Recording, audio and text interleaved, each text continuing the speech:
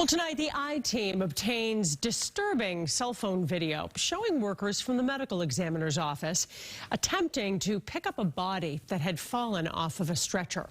The remains tumbling to the ground in a Dorchester neighborhood. WBZ Chief Investigator Cheryl Fiandaca went looking for answers.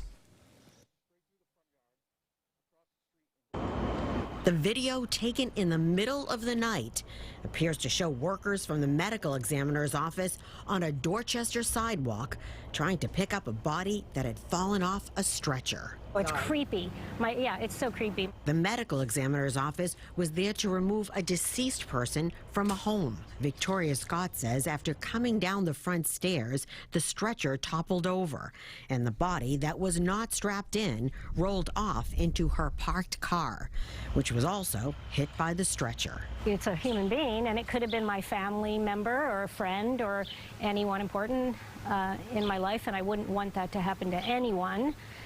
That's disturbing. After a few minutes, the workers were able to get the person's remains back on the stretcher, where this time they were strapped in. I would guess right from the start protocol is that the people are strapped on a stretcher, which is why it was done after the fact. These are people you should be able to trust.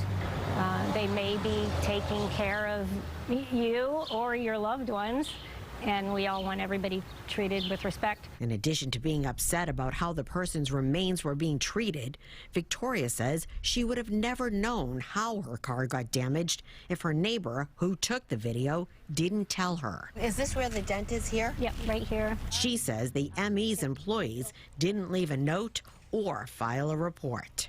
These are people from the medical examiner's office holding this position, and instead of doing the right thing and putting in the report that they had done that and notifying me, they must have thought it's the middle of the night, no one's watching, and they chose to just drive away. Equally disturbing. Victoria filed her own police report and contacted the medical examiner's office about the damage to her car. I'm not paying for it. This is covering it up.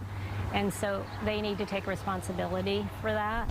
You know, it's not just fixing the car, it's another vehicle while it's being fixed. It's time going back and forth, and that's valuable. The I-Team reached out to the office of the chief medical examiner, who told us it is aware of a matter related to the transport of a decedent on August 1st, 2023.